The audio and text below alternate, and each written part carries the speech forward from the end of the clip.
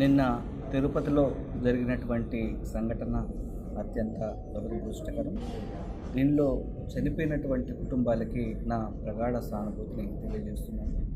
అలాగే హాస్పిటల్లో అడ్మిట్ అయినటువంటి క్షతగాత్రులందరూ త్వరగా కోలుకోవాలని ఆ దేవదేవుణ్ణి ప్రార్థిస్తున్నాను.